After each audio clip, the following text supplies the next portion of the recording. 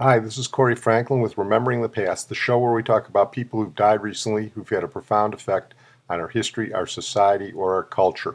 And tonight we're going to talk about someone who had a profound effect on our culture, Jacques Barzun, who died recently at the age of 104. Jacques Barzun was a public intellectual. We don't have public intellectuals anymore.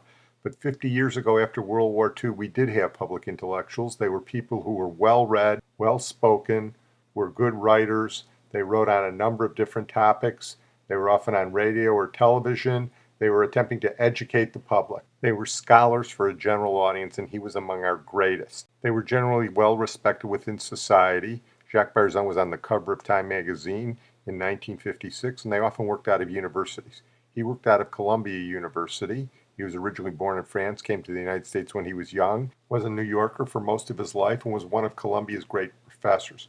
He helped design the Great Books curriculum at Columbia, and among his colleagues at Columbia were Lionel Trilling and Mark Van Doren, two of the other great intellectuals of the 1950s. He's written scores of books and news articles, too many to count, and I've read many of them. He's a superb writer, one of the best I ever read. And in fact, his greatest work may be a work he did when he was 92 years old.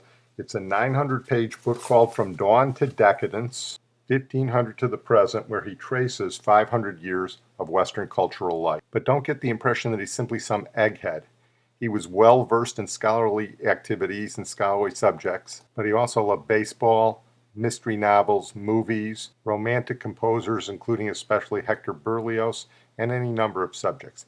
In fact, his most famous quote deals with baseball. Anybody who follows baseball or reads about it knows this quote, and it was Jacques Barzun who originally said it. It's characteristic of someone who came here from another country. What he said was, whoever wants to know the heart and mind of America had better learn baseball. That's the well-known part, but you often don't hear the second half of that quote, which gives it even more meaning, which is the rules and realities of the game, and do it by watching first some high school or small town teams. Here's a Columbia University tribute to Jacques Barzun several years ago. It mentions Nicholas Murray Butler, longtime president of Columbia and Nobel Prize winner, as one of Barzun's. Jacques Barzun was born November 30th, 1907 in Créteil, outside of Paris. His father, Henri Martin, a literary critic and experimental poet, had moved to Créteil to form l'Abbaye, a commune of avant-garde artists.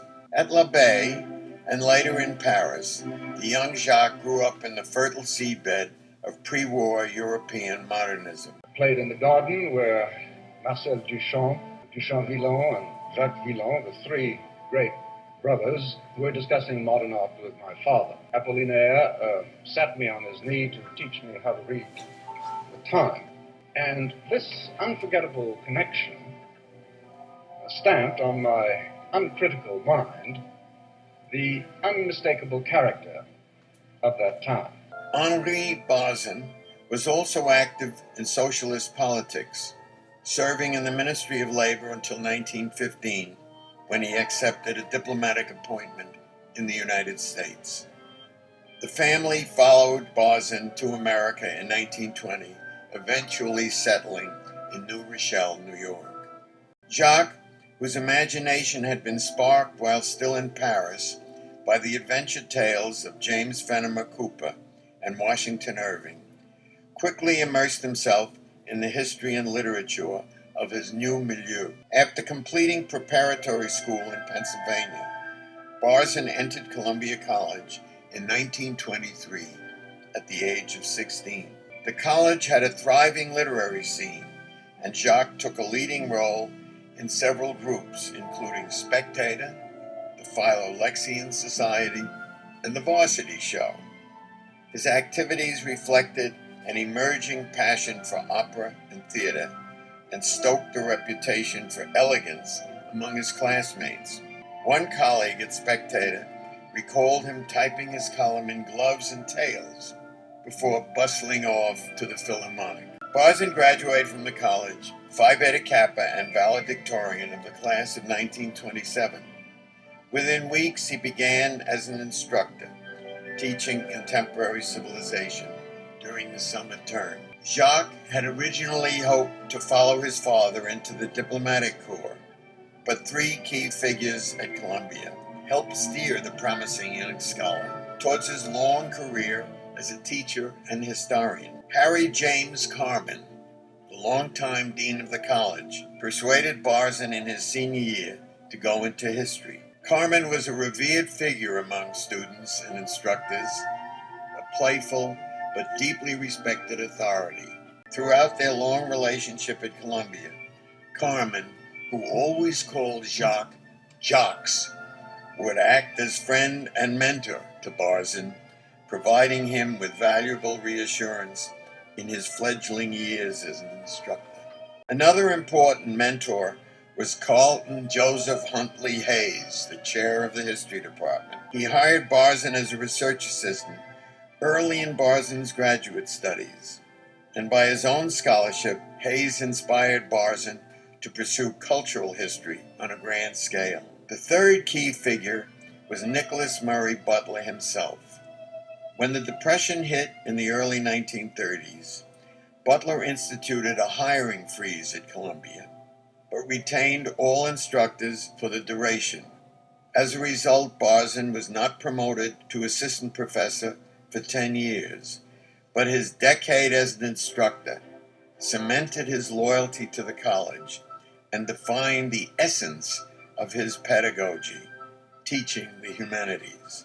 As an undergraduate, Barzun had taken the general honors course with Mark Van Doren and Mortimer Adler.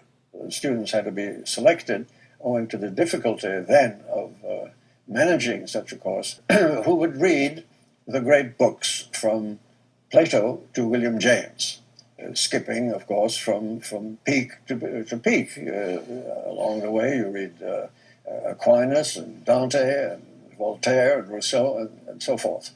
That was a course in Columbia College, established 3 years before I entered the college, and I took it, lucky to be admitted. Barzun later described the spirited debates between Van Doren and Adler as perhaps his best course ever.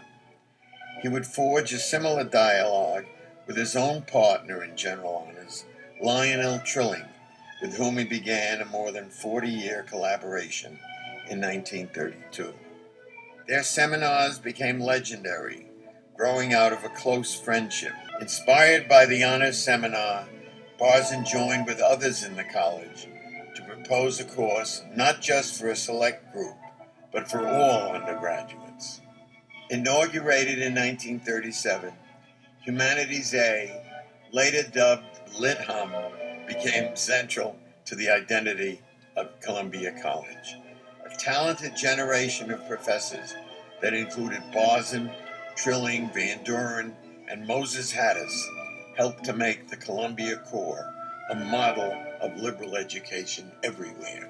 The success of the Columbia model inspired public universities, then experiencing rapid growth, to create their own liberal arts program, and Barzun traveled the country to advise on curriculum. His advocacy culminated in his influential 1945 book, Teacher in America, which eloquently argued for direct engagement with the texts of the Western tradition as an antidote for the gangrene of specialism. Barzun was further able to influence Columbia's growth in the post-war years when, in 1957, President Grayson L. Kirk asked him to join the administration as provost. His influence was felt in several important ways.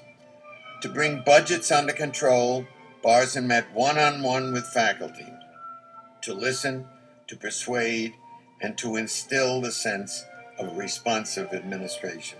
Barzun continued an extensive travel schedule as well, bolstering long-neglected alumni networks with the core curriculum as a unifying principle. The Kirk Cabinet also oversaw a dramatic expansion of university facilities, with Barzun as a key proponent of cultural life on campus, sponsoring special events and playing a leading role in the founding of the School of the Arts. Beyond his influential roles as teacher and administrator, Jacques Barzun found time to serve as a public intellectual in the mold of his idol, William James, from whom he adopted the themes of pluralism and active truth. Beginning in the 40s, he appeared on radio with Van Doren, Trilling, and others to introduce the humanities to a wider audience.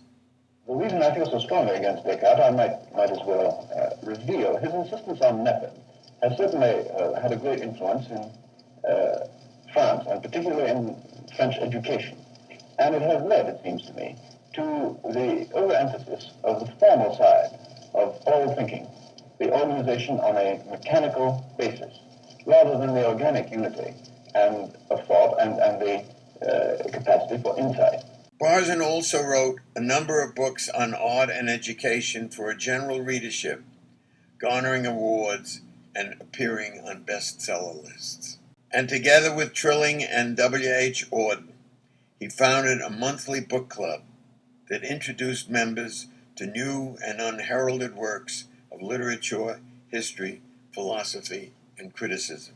As he had done at Columbia, Barzun proposed a thorough grounding in the Western cultural tradition as the basis for a critical yet creative response to mass culture and standardization. Because properly taught and learned and acquired, a liberal education awakens and keeps alive the imagination. And by the imagination, I don't mean fanciful things, but I mean the capacity to see beyond the end of your nose and beyond the object in front of you, to see its implications, its origins, its potential, its danger, its charm, all the things that enable one to navigate in this difficult and complex world with a modicum of wisdom, with calm, not to be alarmed at every little thing that happens, and with resources that in moments of stress and after retirement, in illness and loneliness, keep one's soul and body alive. In 1967, Barzun returned to teaching as university professor.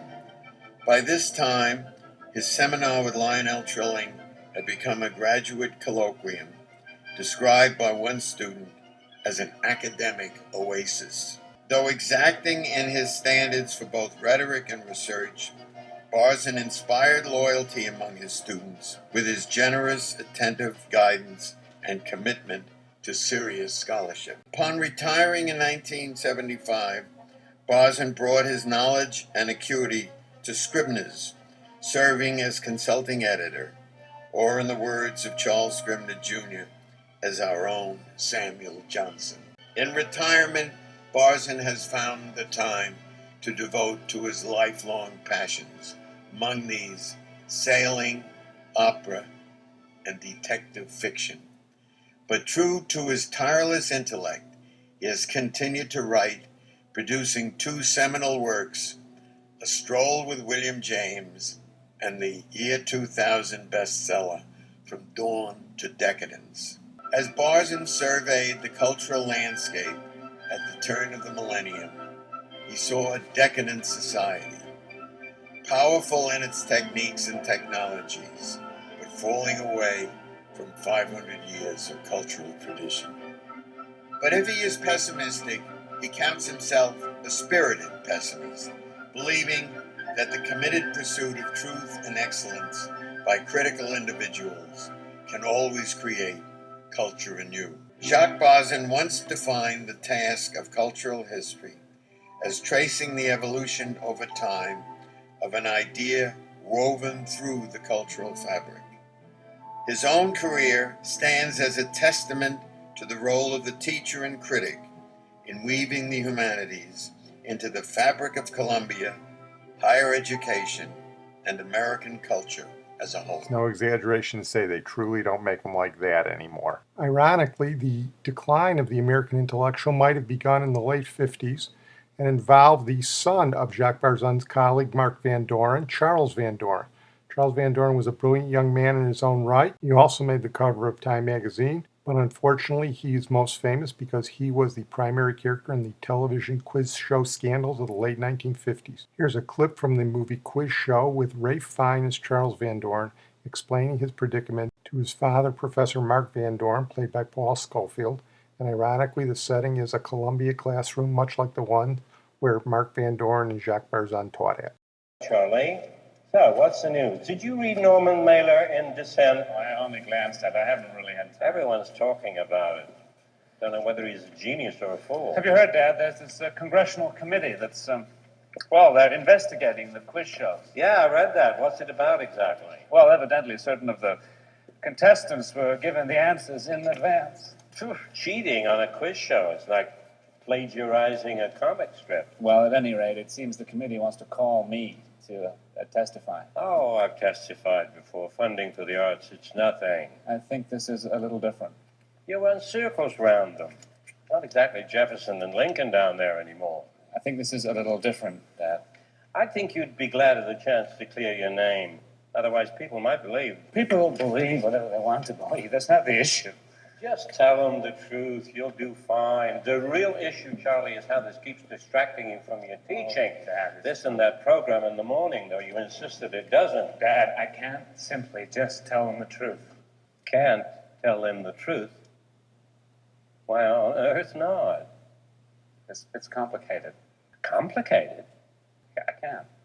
Charlie, from what I understand, it's just this bunch of frauds showing off an erudition they didn't really have. All you have to do... The problem is, Dad, it seems I was one of those frauds. What? What do you mean? They gave me the answers. They gave you the answers? They gave you the answers? Well, no. At first they just asked me questions they already knew I knew the answers to. We ran through those, and I still didn't want them to actually give me the answers, so I had them give me the questions, and I'd go look up the answers on my own, as if that were any different. Well, we ran through those in a couple of weeks, and then I just didn't have the time. Finally, it just seemed silly. So they gave you all that money to answer questions they knew you knew. Now, that's inflation. They're not being very helpful. I'm sorry, Charlie. I'm an old man. It's all a little difficult for me to comprehend. It's television, Dad. Look, it's just television. You make it sound like you didn't have a choice. What was I supposed to do at that point? Disillusion the whole goddamn country? Charlie, you took the money. Yes, I know. Yeah, I took the money. Is that what this was about? No, I don't know. It was a goddamn quiz show, Charlie. An ill-favored thing, sir. This is not the time to play games. Not mine own. It was mine. Your name is mine. That may have been the beginning of the end of the American intellectual. Here is what Barzun wrote in his introduction to From Dawn to Decadence. When I think of all that I have garnered from other minds in my extended sojourn, of what I owe to reading, to my teachers, to conversations with students, colleagues, friends, and strangers, to travel, to the artists who have exercised my wits and delighted my soul since infancy, I am overwhelmed by the size of the debt. To list the names of these helpers would amount to a directory, but again and again, as I wrote, I vividly recalled my obligation. Chance has also aided the enterprise. Family, time, and place of birth gave shape and direction to effort. Insomnia and longevity, sheer accidents, helped to crystallize fleeting insight by obsessive recurrence. A student of cultural history is the last person who can believe he is self-made or the sole begetter of his most original idea. To quote from William James, every thought and act owes its complexion to the acts of your dead and living brothers. He addressed this reminder to himself. It defines both the situation of the candid author and of the principle of a work of history. Not only a brilliant man, but a modest man too. Trust me when I say our society is much poorer for his passing. I'm going to close on that note. I want to thank my producer, Sid Tepps. As I mentioned, one of Jacques Barzun's passions was Hector Berlioz.